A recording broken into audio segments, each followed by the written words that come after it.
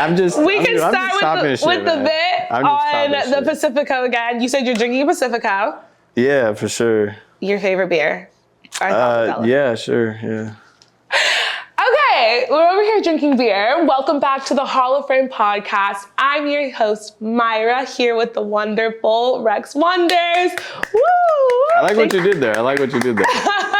Thank you so much for joining us. And thank you for giving me the beers, for real. You guys have treated me very nicely since I walked in, so I really appreciate that, for real. I love that. See, yeah. Hall of Fame podcast. He had a little green room moment.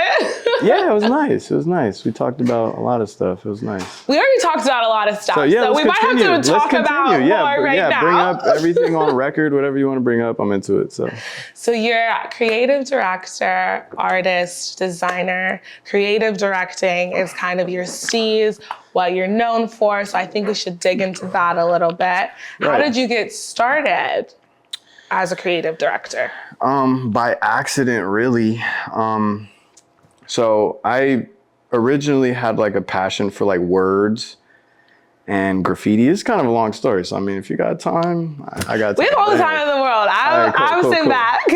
But yeah, so I was doing a lot of graffiti when I was younger, getting in trouble at school. And then I would do like these little like stanzas with all the little characters that I was making. Yeah. And those stanzas ended up getting bigger and bigger and bigger. And I didn't even know they were called stanzas. I was just like having my little character saying like, I guess at the time, what a 10, 11, 12-year-old thinks is controversial. I don't know why I felt the need to be controversial, but what did they say? Different things. Like I remember I made this elephant and it was like very much on like, save the planet type thing. You know what I'm saying? I guess like the beginning of my consciousness was like starting to spark at the time.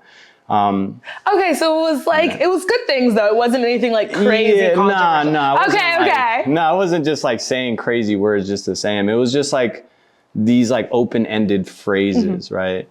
But yeah, so from there, I started kind of getting in trouble about it. You know what I mean? Doing kind of things I probably shouldn't be doing on the streets and stuff. What were you doing? Or we can't say. I mean, just fucking vandalizing shit. Okay. For the art. For the art of it. For the art and the energy of it, you know what I mean? The statement of it. Once again, what a 10, 11, 12, 13-year-old would think that was whatever, you know what I mean? Even so you were like 10, 11 doing street art?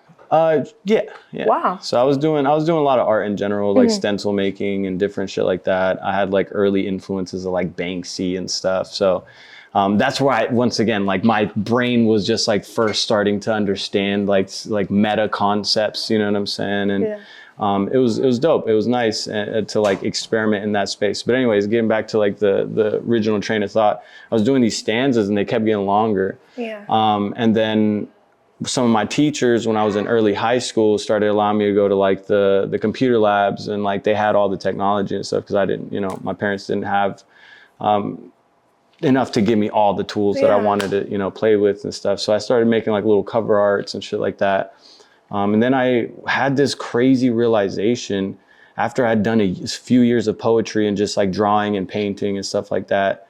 And I was doing like these spoken word poetry slams and all that. So you were doing art, like physical art, then you were also doing spoken word. Yeah, a little bit after that. A little bit after that. Once again, the stanzas kept getting bigger. Yeah. Right? But I had no real like technical like understanding of it. I was just expressing whatever was in my random brain at the time. But yeah, so then, I got into this space where I like had this crazy realization. I was just like, oh shit, like rap music is literally poetry like on a beat. And obviously that's obvious. And what rap song do you feel like you realized that? Like some Outkast stuff. Okay. Yeah. So some Outkast stuff or stuff like from AT Aliens type shit. And I was really into hip hop because when I was skating and painting on the streets and doing like random shit in my sketchbook, like I'd be playing like Nirvana, Pink Floyd, you know what I'm saying, Led Zeppelin, and then like Underground Volume 2 tape by like 3 6 Mafia from Memphis, and like weird MF Doom shit, you know what I'm saying? I was like listening to this like really weird like underground stuff mixed with like a bunch of like rock stuff. So then I kind of realized that with like an Outkast project, And it was just like a divine intervention of sorts. Obviously, it feels obvious now, right? Like I should have known, but I was a kid, so it was like, to me, it was like, you were like 10 to 13, yeah, right? To me, it was like, like, oh my God, like I've been doing this, like I'm a rapper, this is tight. You know? But in the time, like nobody cared about, like, you know, nobody, I guess, was really rapping. I feel like nowadays, like, all the high schools are used to, like, you know, kids doing rap music and stuff, and like it's gotten more easier accessible, right? It's like 310 Baby. He just graduated from high school, but he's also I fuck with 310 so much. Yeah, but going on tour. Oh my God, I fuck with 310. Shout out 310 Baby, bro, from Inglewood, right? Feel me? Like, he's fire. But yeah, so then I started trying to make music, and then I remember my pops got me a laptop. It was like my first like Mac. And he was like, he used to fix PCs and shit for people in the hood and stuff. So he would just like help people. And he had this little lottery system, side note, right? So sorry if I go into these little tangents. But he had this little lottery system where he would like, he knew the importance very, very early of like kids having like access to technology and computers. And so he had a whole bunch of people, obviously, like, you know, he's a janitor and stuff, like, you know, we're not necessarily coming from like the greatest of environments, but he had this extra talent of like fixing computers and playing with technology. He understood it very well, how to install like stuff, you know? And so he started creating like these little programs for people in the hood where like they would each contribute like $50, $25 a month. And then he would round up all their money. And then he would make sure to get a computer for each one of them every month. Wow. Yeah, crazy, right? And people were just donating this money. Well, essentially they would put it into a program where it's like a, you know, every single month somebody got a different person got a computer. Yeah. And he was doing that because he knew that kids needed computers and shit. You know what I'm saying?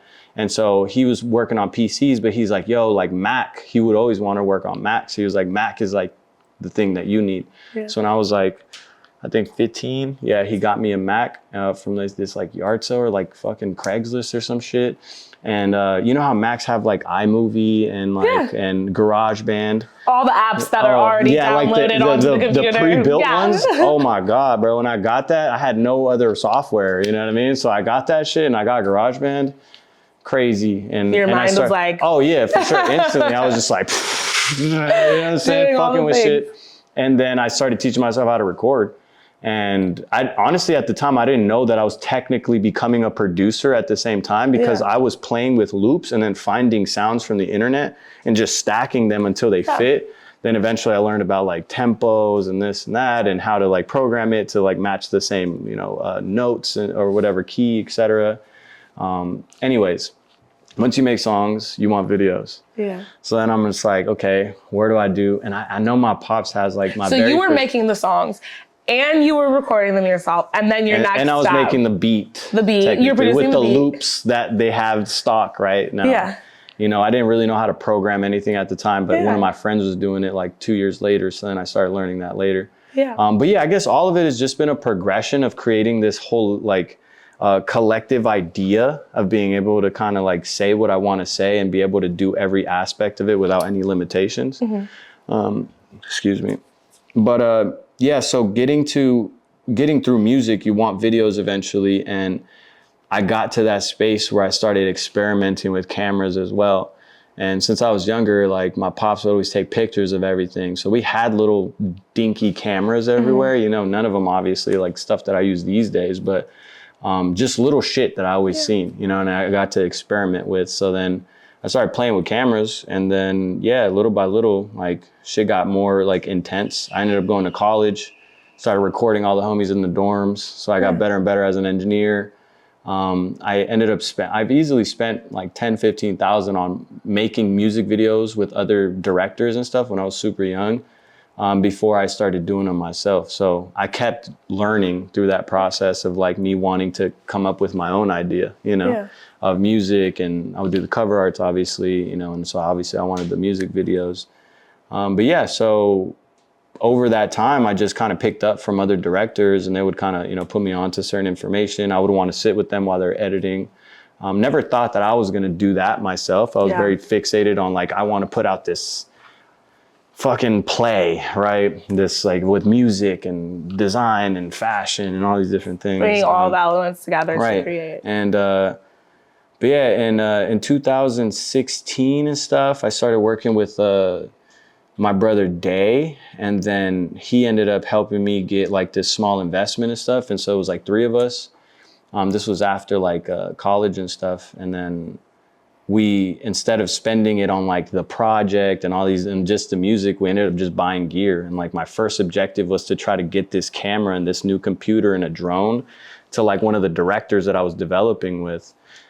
None of that kind of connected. I'll kind of spare the details on that. None of that made sense anymore. And I was just like frustrated. I was like, fuck it. Like, I'm gonna just try it myself. So I started playing with editing myself. And then I made a few videos, and then people became interested. And then I was like, oh, yeah, I'll probably just focus on this from now on because it's making me a little bit of money.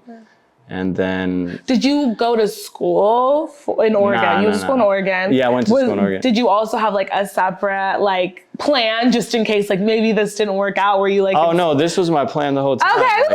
You were like, I've been doing this since I was 10 years old. But I didn't go to school for art at all. Like, what did you go to school for? Business and philosophy. Okay, so you kind of had like a little, okay. Nah, hell no. Like there was like, well, it was just like, I was doing that to satisfy my folks, you know. I come from an immigrant like household and shit. So like to my mom and my pops, like it was like,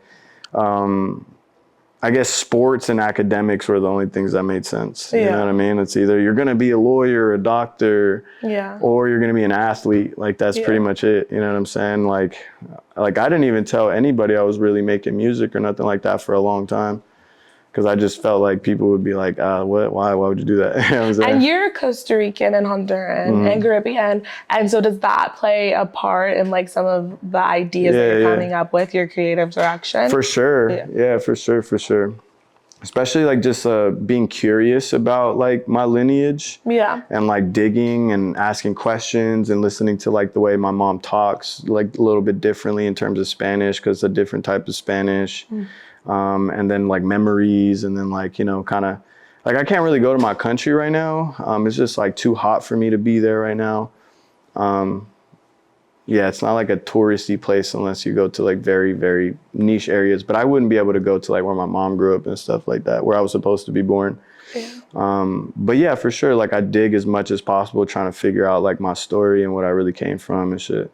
Like I told you earlier, like I grew up with a Mexican stepfather. So it's like, you know, that's like my bestie and shit. So he pretty much raised me, you know what I mean? And so I took on a lot of like Mexican traditions and like I was influenced a lot by the Mexican culture too. And obviously growing up in LA, like there's a heavy like, you know, Mexican culture that is, you know, in everything at this point. So even from them, you know, I pull certain things. But yeah, like I definitely feel the influence. Like even some of the samples I'll get are just like shit that nobody else would think of because they wouldn't even know where to look. You know? Yeah. And with all of that, you also very big into art. You create, like you said, all the artwork for the album covers and the songs. And so that stems from when you were 10 years old and you were just sitting there drawing. How did you like work to get to where you're at now to like improve the artwork over time? Did you take classes or you were just like, this is literally, I just have a God-given gift. I didn't have to do anything. I would like to think it's just a God-given gift. Yeah. I feel like that's the only way to explain it. I haven't hit the echelons and like the marks that I've been aiming for yet. So it's hard to be like, oh yeah, I'm this super talented, amazing person yet. Because like, to me, I mean, maybe I'm just moving the goalpost. Maybe I'm just moving the goalpost for myself. It seems like you're being pretty hard on yourself. But like, yeah, I would say that I didn't go to school for any of this. Like I remember getting a scholarship for like Caltech. I don't know if you guys know, I mean, not Caltech, Art Center, College of Design. Caltech is a science school. I don't know why the fuck I said that. I was like, hey. No, that'd be tight too. Trades. Where they designed the atomic bomb. Hell yeah. And I was like, America. But nah, so I got a scholarship for the Art Center, and then I ended up going, and it was just like hella bougie, like. And I couldn't. My folks couldn't afford to get me all like the nicest stuff to go to the school. You know what I'm saying? So like. It just felt like everybody knew I was there on scholarship, and then I quit like hella fast. Cause like I remember, I don't know. You didn't like that feeling? I have a problem with like authority. So like even when they told me like to do certain things, I would do the assignment and then I would pimp it the fuck out. Like I would do some graph on it. I would do like some pattern work. I would do some like, just a bunch of different stuff to make this like really weird, diverse thing. Yeah. And my teachers hated that shit. They would always just like be mad as fuck that I did extra. They were like, this is what we told you to do. So would you consider yourself a rebel? Like you're a little bit of a rebel. You didn't like the feeling. But I wasn't doing it to be rebellious. I just did it because it looks tight. Good. It looked tight. You were like, this looks better than what you Like I remember we were drawing like models, like figures and stuff, and I drew like 3 figures in these really strong poses, and then I like added a bunch of extra shit all over the paper, but I left the figures so you could see them perfectly for the assignment, and I got dubbed for that. And I was just like, bro, I can't do this. So ultimately you said you quit that school. Do you think it was more because you felt like you didn't feel like feeling like the scholarship kid, or you felt that they were like kind of limiting your potential? I just didn't feel comfortable. I don't know if I was thinking about it that deep or like feeling like discriminated against, you know what I'm saying? Like LA is pretty diverse. So like it has to be really, really intense for you to like be like, oh yeah, they're being racist towards me, or like being like classist towards me. Not really. Like, I mean, we are diverse, but right. But I'm saying like the little microaggressions. As a little kid, you're not attuned to those yet. You know what I'm saying? Like, where you can't really tell what people are doing. You just know when you feel uncomfortable and you don't. Yeah. And I felt uncomfortable. Yeah. You know, and that's kind of how old were you? Where I was. I was like 15. Okay. And it was right after my freshman year of high school, and like my art teacher recommended me because like, and she would let me do whatever I wanted too, because like in art class when I had in freshman year, I was like winning all the contests. So all I had to do for my assignments was like do the contest, and I was smoking them. Like I was making money. Like I was running it the fuck up. Like for real, I was 14 years old running it up. Every template they gave me, a shit that they were looking for this contest, I was smoking it every time. Yeah. You know what I mean? So it really is a God-given gift. Like, yeah, for sure. You know, all praise to the Most High. You know, I'm grateful, but you know, like I said, I be moving the goalposts for myself. So I don't know, like. Yeah. Until the world fully knows exactly what I'm trying to do, which I'm not done yet in my process, I won't be able to fully say that like it was. But is there like an ultimate? Because I see at like times, the magnum opus. People, even I feel like when you reach that, do you still feel like you're gonna be like, well, there's more I can do? I feel like a lot of time with successful people, that's I think that's the beauty of it, like the chase of the like unknown, you know? Like I remember going through this period like a few years ago, and I had done everything I wanted to do. I've traveled the world. I've, you know, lived off my art for a very long time and my ideas. I've been able to touch everything. Like I know how to use every program, from music to film to fashion to everything. Yeah. And I just didn't know what to do anymore, because I was like, well, like I already like won. Because when I was little, thinking about what it meant to be successful in this space and like to have like, to be able to walk into an art store and buy whatever you wanted. Yeah. Right? Because like my mom, when she would take me, she'd be like, oh, like you can buy like 2 markers. Yeah. You know what I'm saying? And like one little thing, right? Like a couple little things every time like I was getting like treated or whatever.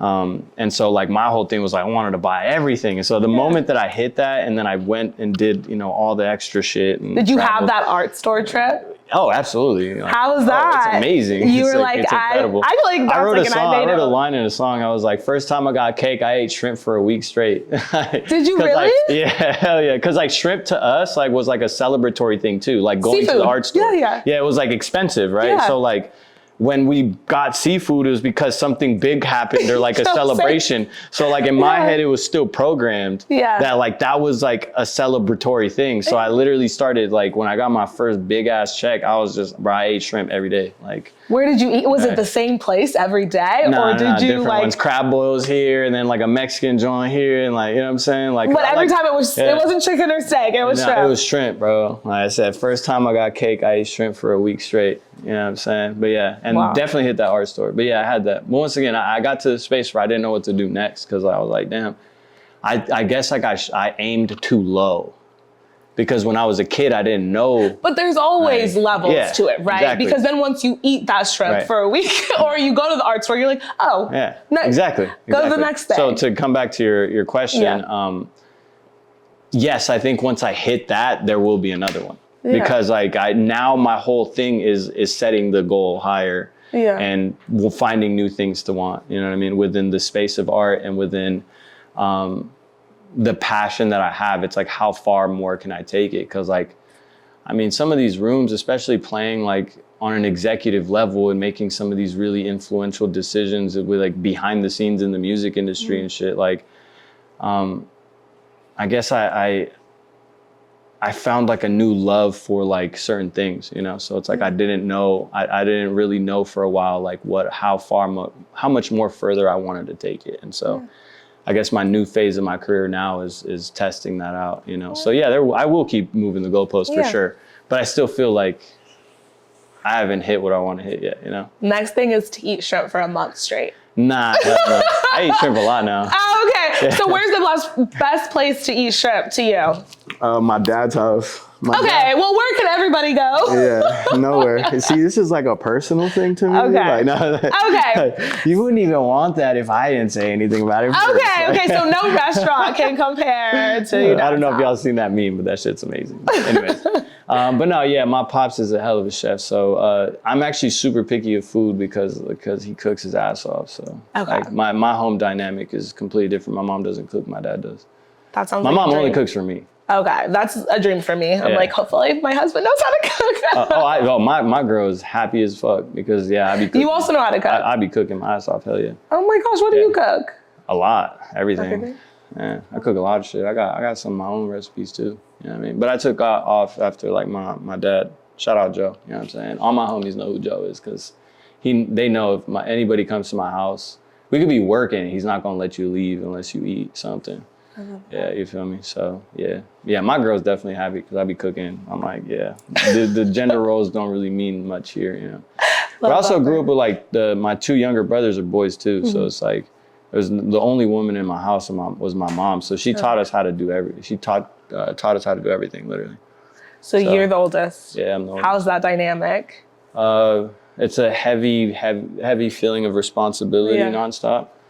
I remember my dad used to always tell me when I was younger, he's like, yo, if you fuck up, like, expect your brothers to fail too. And I was like, damn. Wow. Okay, my heart. Yeah. Nah, but I took that shit to the chest and I took on the responsibility and I was like, bet, you feel me? So even when I was fucking up and I was doing my little drugs and doing my little dirt, whatever, when I left, you know what I'm saying? Like, because I left around like, 17, 18, moved completely to a completely different place. Obviously, I got into some shit being on my whatever mental thing. I never let it get back home because I never wanted them to like see any of that. You know what I mean? Yeah. And I made sure that I doubled down on like the knowledge and the enlightenment so that way I can bring them the jewels because once I realized how life really worked within finances and fucking taxes and credit and you know, government policy, et cetera, like, you know what I'm saying? I was like, damn, none of that was real. Like mental health awareness, just so people know you just went through a time mentally where you weren't in the best place. Yeah, I was just trying to figure myself out, you know what I'm saying? Like I didn't want to be what everybody kind of expected me to be. Coming from that same pressure of just like being the oldest and having to succeed, you know what I mean? But the success path was not the path that I was like naturally gifted in. And I rebelled against it. I was just like, nah, like I didn't want to play sports no more. I didn't want to do anything. And what are your brothers?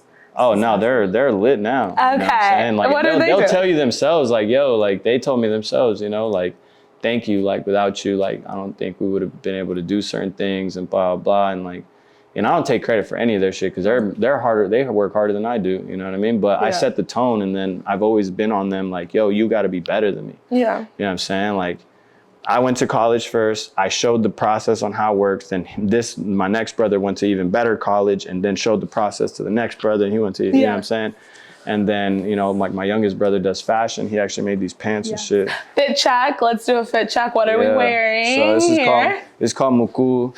And this is, so it's like just experimental high fashion shit, you know what I'm saying? Same as like my brand that I have, my brother Opera, experimental high fashion. This is Away. This is my other brother's brand. So I don't really wear anything besides Nike. Is there a reason? Yeah. Oh yeah, I'm gonna get that Nike sponsorship for sure. Okay, Nike. Yeah. You heard it here first. I'm about to design for them all sorts of shit. They just don't know yet. You know what I mean? Like we getting it though. We got some conversations. You know what I mean, to have.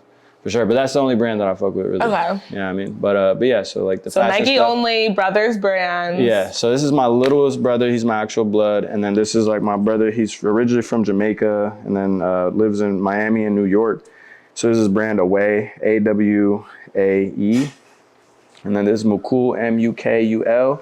And then the hat is Opera. So that's like the one that I'm mostly involved with. Okay. And I co-own it and run it with my brother. And you love cowboy hats. Have you been to the South? Have you been to a rodeo?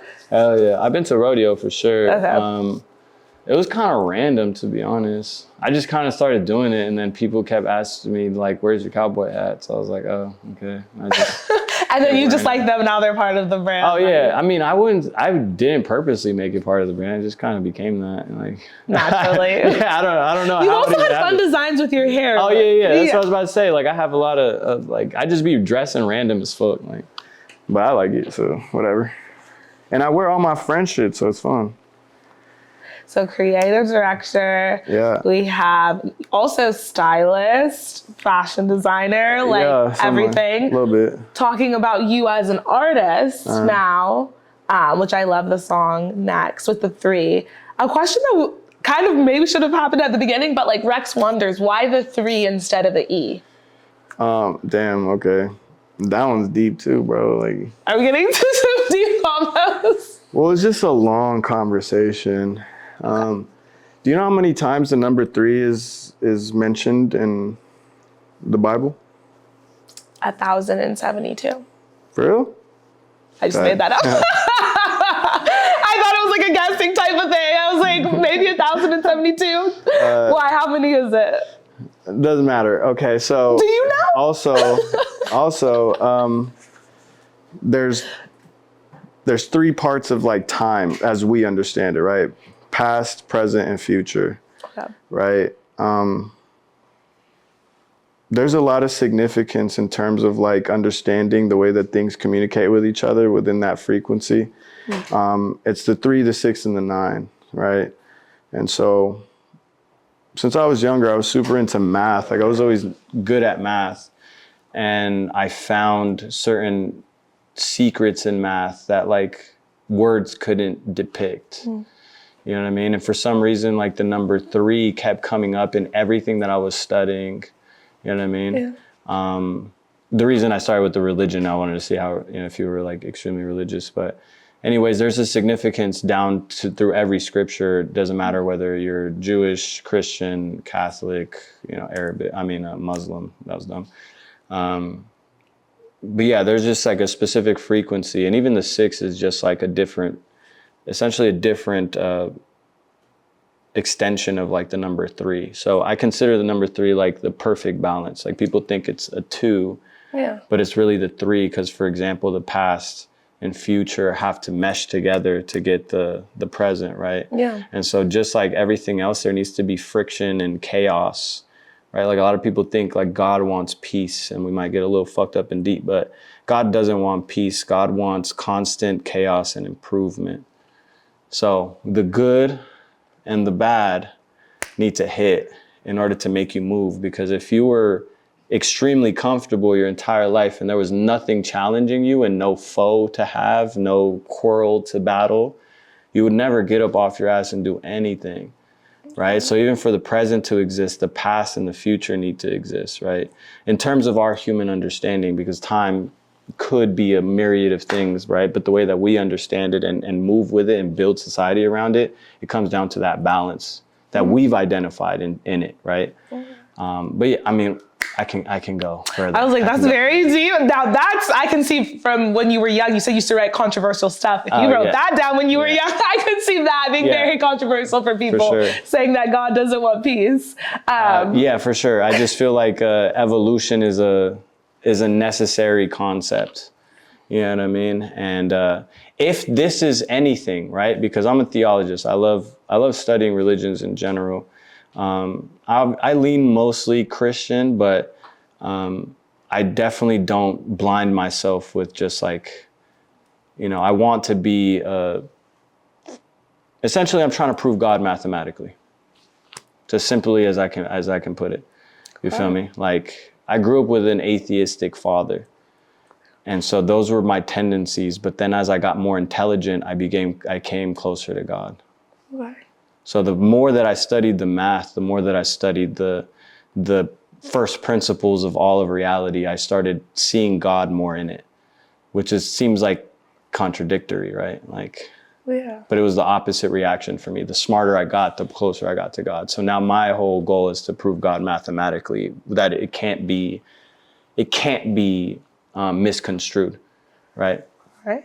Yeah. When you do that, I want you to come back and tell us how you prove God. That'll be after I'm done with my artist. Okay. I want to be a professor in the end. That's why I did philosophy. Yeah. Okay. I'm a philosopher first. Like, even if you think my name, like Rex Wonders, it's not like a first and last name. It's a statement. It's like Rex, like I think. It's just my thoughts. Like, you know what I mean? Yeah. But yeah, I do everything, like even down to the music. If you pay attention to, well, actually, I don't even want to say that yet. Never mind. Say it. No. Say it. Everything is mathematically perfect. I'll just say that. Like everything, I put math in everything. Okay. Like one of my first albums, I literally designed it to represent a pyramid. I had to have the frequency of a pyramid. What album was this? Oh, that shit never came out. Okay, got it. I've written easily like 15 albums, and there's one out. Okay. It's the only one that has been out that like really that kept. Spoke to you, that you wanted to actually put out. Yeah, and it's very like, it's very all over the place. But that's where the music videos came from, and that started my whole career as a director because I did all the music videos for it. Yeah. So the music didn't blow up, the videos did. And so you think that like the videos on YouTube for like Next and Check that have... That was before that. What I'm talking about was way before that. Okay. Yeah, Next and Check are like more recent, like last year. Yeah. Yeah. So and so I know you're doing all these different things. How did like the rapping and come into it? Like coming back to it? Yeah. Well, I just had a lot of people involved and like interested in my personal ideas, because I kind of took a hiatus when I started really focusing on my directing career and my visual effects and animation career. I put that on the back burner, but I never stopped making music. Like I've never stopped. It just like wasn't like something I was really trying to monetize. And then I got through meetings and being in like these label meetings and all this different stuff, working on other people's projects and stuff as a director and like overall just a visual artist. I started meeting a lot of people, and then they start hearing the things that I'm working on, and they were just like, what are you doing? Like, I told you kind of have like the vibe of like Bad Bunny, Peso Pluma, that kind of vibe, but you chose rapping. So out of everything you're doing now, you also do crypto. Yeah. NFTs. Okay, sorta. Yeah. Okay, yeah, tell me if I'm wrong. Because like you also do crypto. Like, I mean, I have. You do all of these things. But that's like, crypto's not like a thing to do. It's just like investing. Like, it's just. You just invest in crypto, but you don't create these NFTs. Oh yeah, I do. Yeah. Okay, yeah. So you do create NFTs. But that's not crypto. Okay, they're two separate things. Yeah. So blockchain technology is what crypto is built on, and NFTs are built on. So yes, I'm involved in blockchain technology, and I love like the evolution of of technology with finance, you know what I'm saying, and like value propositions within technology and code. So that was like super interesting to me. Funny enough, my middle brother, he's a software developer. Oh, dope. Yeah, so he just graduated last year. Proud of him. Yeah, shout out my little brother Gugu. Yeah, making like 100 bands off of it, like hell yeah. Love that kid. But anyways, so I'm super into like the tech side of stuff, and even he helps me with, he learned how to do code smart contracts and stuff. But yeah, so what do you want to know about that? Nothing. I just wanted you to talk about it a little bit, because you do all of these things. So my ultimate question when talking about that is there something that you enjoy the most out of everything that you do? No, not necessarily. You love them all equally? Well, it's like, do you love water more than food? Yes. Yeah, you like. Well, you can survive without food For how longer long, than you though? can survive without water. Right. So But if you had to how choose long? one, you would choose water. I mean, but optimally, like day to day, you're still like having both, right? Like. So you love them all equally. Well, I just need them to survive is what I'm getting to. Okay. It's like they're all fundamental parts of it, right? Like with the crypto stuff and understanding the advancement of technology, like that's for me and my family to survive financially in the future.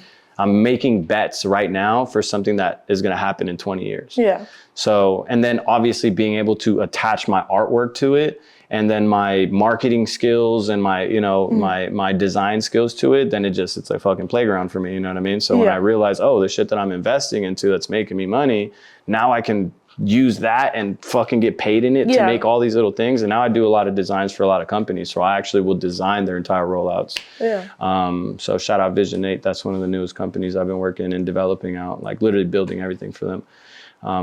Design wise and art wise, but yeah, so that was super fun on the art side of things. I'm really incredibly like excited about like what that is going to do in terms of the independence of the artist and being able to control their finances and how much your value is.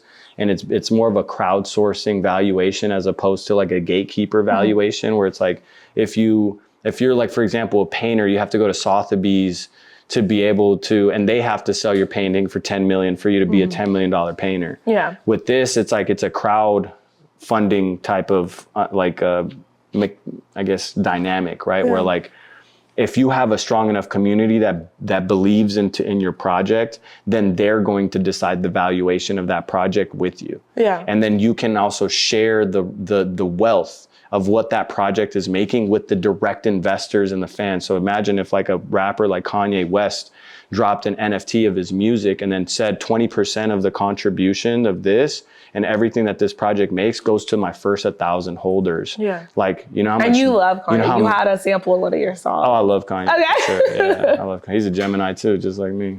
Gemini. Yeah, he's a little less crazy than me. A little less crazy than Yeah. you?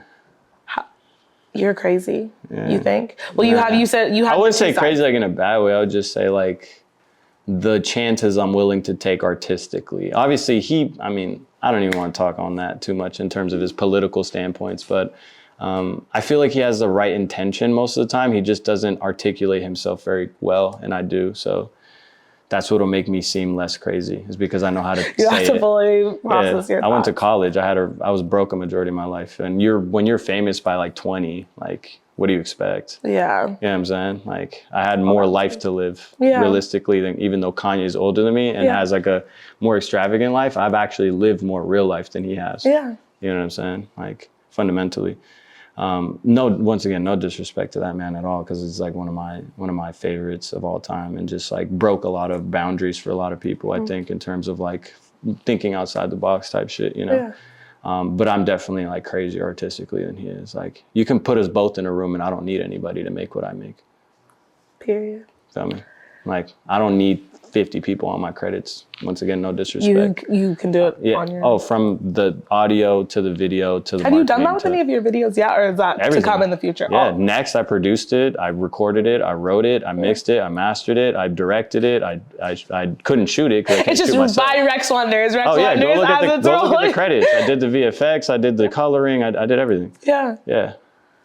Now, outside of all of these entrepreneurial and you being a businessman, what do you like to do in your personal life? Like, what are fun activities? I know you went skiing before. Do you want to tell your skiing? Oh, snowboarding. Your fun snowboarding story. You can make it shorter than earlier. Yeah, I was with my boy Chose, dope ass artist from New York. You guys should check him out. Yeah, he's dope as fuck. But I went, he hit me up for his birthday. He's like, yo, I'm trying to go to, I think the mountain's called Vail or something like that in Colorado. It's like a big snowboarding, touristy excursion type thing. And so he got this fucking like cabin mansion and all this type of shit, but he wanted to go shoot, but he also wanted to snowboard. So I took all my gear with me and I had a bunch of expensive gear on me.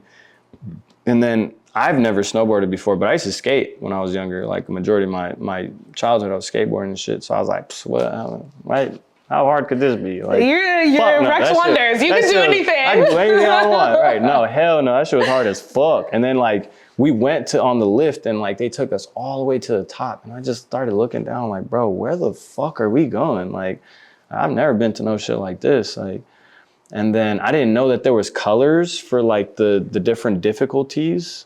And then we ended up at like a black diamond. I think that's what my boy said it was called. But there was like the hardest most one. expert. I guess, but nobody told me that. I just followed them, and I didn't even know how to really get. The first time I clipped my fucking boots into the board was at the top of the mountain. So as soon as I put that shit on, I was slipping. I have a backpack with gear on me, and I was like, anyways, we're going.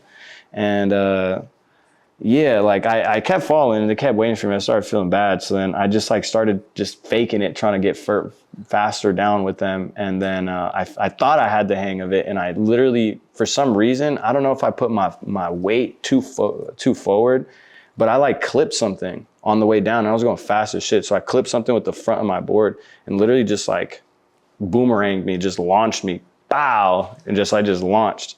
And it was pretty steep, so it's like when you get launched this way and the mountain's going this way, you're gonna go this way. Like, Nice. You know what I'm saying? And like I landed with my arm behind my back with all my gear and shit. I thought I broke my hand. Like I literally picked up my board. I was like, nah, bro, like fuck no. I just started walking and one of the medics caught up to me and they were like, you good? They watched me just hit that shit and just tumble. They were like, are you okay? Even though we just saw you tumble like 20 times and we know you're not. I'm so sick right now, bro. And I was just like, I'm walking down, bro. But I was at the top of the mountain.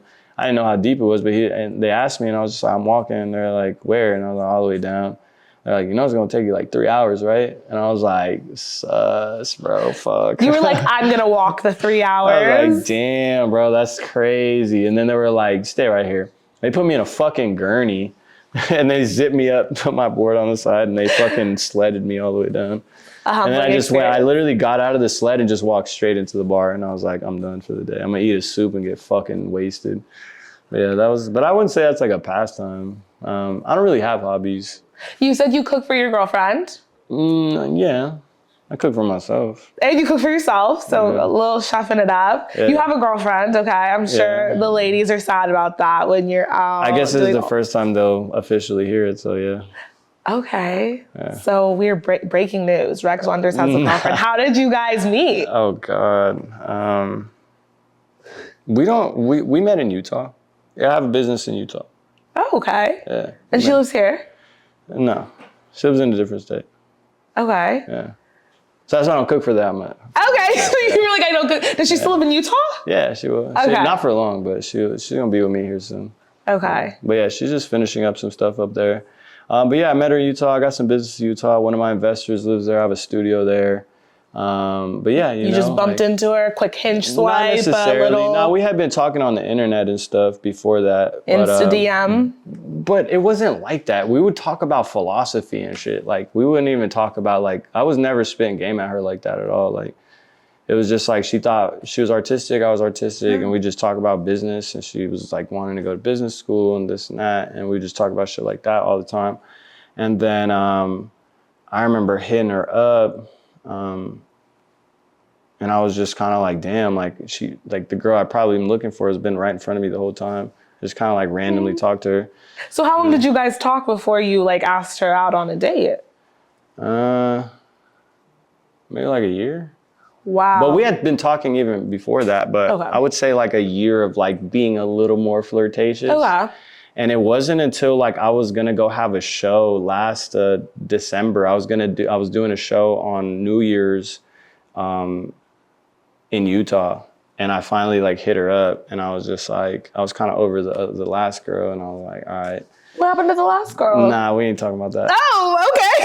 Right, we ain't talking about that. But okay. Anyways, it's like whatever. I'm doing this show. I've always been meaning to like wanting to meet her and shit on like a real tip and stuff, and then yeah, so I was like, yo, like I'm doing this show. I'm about to be there. Like we should link, da da da. You know what I'm saying? I'm kind of completely clean slate. You know what I'm saying? And then she was just like, nah, like, why, like you waited too long type shit. You kind of did. And she's like, I just want to tell you something. And she was like, I'm kind of talking to somebody right now. They weren't like officially together. And I was just like, all right, do your thing, blah, blah. I won't go too deep into the story, but anyways. We want the juicy stuff. Come yeah, on, give us the juicy stuff. I ain't trying to do all that. But anyways, I was like, all right, that's cool because I can't even be there for you that much anyways. Cause it's like, I'm traveling, I'm moving around. Like, I understand, like I'm not as dedicated to you as you would want me to be. And I'm sure there's somebody in your town that is way more time for you than I do. You know what I'm saying? And so I was just like, fuck it, like, it's fine, like, whatever. But then she was like, but like, you're literally my dream, man. And then she was even like, she was more sad than I was when I was just like, oh, it's all good. Like, I understand, blah, blah, blah. She was like, wait, no, like, da-da, like. She wanted you to keep chasing her, probably. Well, not necessarily. I think she just wasn't expecting me to like hit her at that moment. Yeah. Because I would hit her up. We would have amazing conversations about MIA for like 3 months. You dig? So it's like, that was she was like, he's taking too long. Yeah, for sure. Of course. Like, you know, so I don't even hate her for it type shit. But yeah, like that was fun. And then, so I left it alone. I was like, all right, bet, I respect it. You know what I'm saying? So I tapped out. And then months later, I get a text and I wake up to this text in the morning. She's like, she just says my name. Like, she just wrote my name. And that's all she texted me. And yeah, and then I was just like, bro, what's good? Like, what's up? And then we just started talking again, exactly how we normally talk, just as friends, blah, blah. And then I'm moving around. I was in Portland at the time, moving around. And then we just kept getting closer and closer and closer. And then I went to go see her. And I would say we had probably the best first date of like all time, like movie quality shit, bro. You know what I'm saying? What'd you guys do? She knows I like butterflies and stuff symbolically. And so she took me to this like butterfly museum and like this place where there's just a bunch of butterfly stuff. Cause it's her, like I was in Utah, so it's like, that's where she's from. And then I didn't know where she was taking me, but she scooped me from my hotel and then she fucking took me there and I was like, and then we, you know what I mean? It was fun. There was a lot of stuff though. Ever since then it was. Oh yeah, for sure. Well, we've always liked each other, right? Intellectually. Yeah. And then once we obviously had the opportunity to like physically find that attraction and it was like a given, you know, it's pretty easy after that. Yeah. So cute. Congratulations. We love to see it. Type shit. With that being said, we are going to a commercial break and we'll be right back with the Hall of Fame podcast. Damn, I didn't know you guys did that. That's tight. I'd take a piss. We're about to do a game and then we'll wrap up. Welcome back to the Hall of Fame podcast. We're here with Rex Wonders, about to play a really fun game called Frame Up, where we are going to draw each other using our less dominant hand. Rex Bro, I'm gonna fuck you a up. professional You have no artist. idea. I'm not a professional. In case you skip certain parts of this podcast and you just wanted to go to the end. But I still think I can probably beat him, maybe just like a little bit. when I'm done with your face, you're gonna be sick. I don't know if sick is like good or bad thing. He wants to fuck my face up. But we're about to see. So our lovely crew, Max! Yay, Are Max! you putting it on a whiteboard? Yes. What's your less dominant hand? Left. Okay, same. All right, where's the black? How much time do we get to do this? A minute? Is you guys have a minute and 30. Okay. We want details. We want eyes. We want eyebrows. Since he's an artist, I feel like I should be able to use my dominant hand. Is that fair? You can let her do whatever she wants. Right, She can do what she wants. Okay. You know what? I'll make it fair for him just because in case, you know. The bosses want to make it not happen, but she can do what she wants. Okay. You know what? I think I can still beat him with my less dominant hands. So let's do this. A minute 30. Full body, just a face or full body? What you want? Face. You guys. Full body's a lot. A minute 30 for a full thing. I could do it. You can do it. I could do it. Why do we have to draw each other, bro? I'm gonna fuck her up. You realize that, right? What does fuck me up mean? What is that supposed to mean? Oh my God, mine's gonna look so good. You're gonna look. We're gonna start with your eyelashes. What does that mean? We're gonna start with them. I'm starting with your cowboy hat. Man, you can start whatever you want. I like the little thing in the middle. Okay, wait. The thing is, I feel like I'm gonna go faster than you, so I'm gonna automatically win. Versus you're over there trying to take your time. So I feel like that's. Let's see. What are you wearing? Okay, I got you. Damn, less dominant is interesting. Yeah, exactly.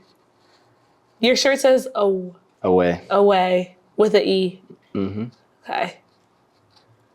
45 seconds. 45. Bro, See, this is why I'm gonna win. This is why I'm gonna win because you Okay. can't do stuff fast. Okay. You're meticulous. I feel it. You need your time. I'm gonna draw you high. I'm gonna draw you with your little Bro. beer in your hand. Nah, son. Okay, and don't look at Nike. my shit. Don't look at my No, shit. look at your shoes. You said you only wear Nike, so they have to be what you're wearing. How much time do we have? 18 seconds. Damn Okay. it, bro. Mine looks so good right now. Okay. What's on your pants? These little rips. If this is really bad, I'm Oh my literally God. calling corporate. fuck. on you. 3, 2, 1.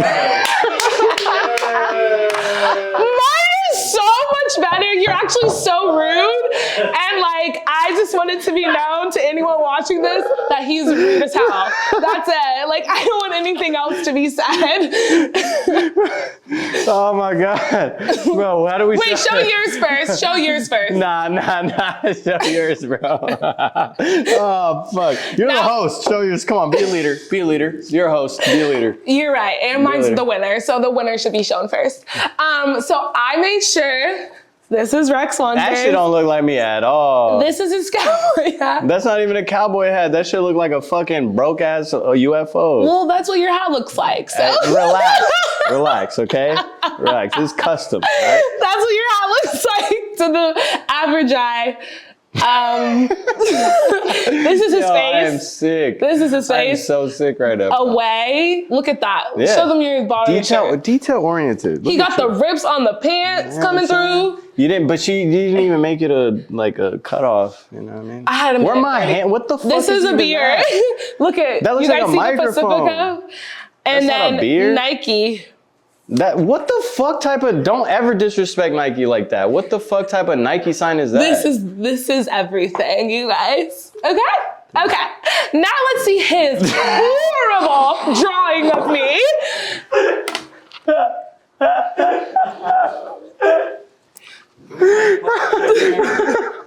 I'll bring it. Actually, you bring it. No, I'll bring it. She looks hot. No, bro. I would ask for an Instagram. Oh, bro. You know what? Are you I'm gonna explain it? sick, You don't have bro. to because I don't no have words to. can It's your describe. fucking face. That's what it is, bro. no words can describe It what is you your just face, created. bro. Look at them eyelashes. Accurate, bro. What you mean? Look at you They're saucing. popping. Yeah, look at you. I don't know what this is. That's your teeth. My teeth with an F? Oh, okay. Obviously, if he can't pronounce teeth correctly, then he also can't draw them correctly. Listen, we're not gonna get into the specifics, all right? You know what I'm Hair on fleek. My eyes look a little closed. yeah, I told you I was gonna draw you, but like a high version of you. Okay. So these are the two. They shouldn't have done that. They set you up, bro. They set you up. They knew I was gonna fuck you up. She looks hot AF, so. Yeah, hell down. yeah. That's a t-shirt right there. It's a t-shirt as fuck. Now he's saying he wants to put my face on a t-shirt. Wow, look how things have changed within the last 30 I won't seconds. be wearing it. I'll sell it though. So this is Hall of Frame. We're framing it up. Mine's better, I'm not gonna lie. Let us know. Let's ask the audience whose they think is better in the room, and then you guys let us know which one you think is better. Mine's definitely better, bro. Here's that. You can't just say it because he's your friend. Nah, I like yours because he looks like Mr. Potato. I'm going with the pants. I like the creativity with the pants. I mean, Period. See? Nah, he's a pick me, bro. And Mahari. I like both of them. Nah, bro. No, you have to Bro, choose. what? Nah, don't And be then like that. friend. I think the attention to detail with the eyelashes is kind of crazy. That's what I'm saying, bro. You see, accurate. Yeah, I put ribs on his pants, Nike shoes, a beard, Bro, those are not and an ribs, away bro. shirt. That looks like I fucking ran through a thing of hay. No, Bro, what type of Nike? The fact that you disrespected my Nike like that, So bro. I won. Don't ever disrespect a check, bro. Like, I like what I'm saying? because it looks like, what's his name, Machete? how dare you disrespect me in this way? Okay, Well, that was fun. Tell them the socials where they can find you at. R3X WONDERS, like Rex, but with the 3 and then wonders. Simple. Type shit on everything. Literally fucking everything at this point. So everything. This is all you need to know about this interview. Okay? Hold it with pride. You know what's funny? We could do a bet. I bet you I could sell, if I put this on a t-shirt and you put that on a t-shirt, I bet you I could sell more of these. Well, because you're a fashion stylist, so everybody already knows you. Right? That's not it sounds like a skill issue. Okay, this interview is over. No, just kidding. It was a great... Well, I thought we were playing more games. Oh, another one? Let's ask You made me producer. draw Oh, with my producers. less dominant hand. That was the game for you because you're an artist. That was fun. Anything else you want the people to know? Drink enough water. Love your parents. If you don't have anyone else, love yourself. Life's good. Cheers. Life is good. And a vegan told me that drinking 1 beer a day is good for you. That's why I drink 6. Okay, I'm not gonna do that, but I think the other 3 things I can manage.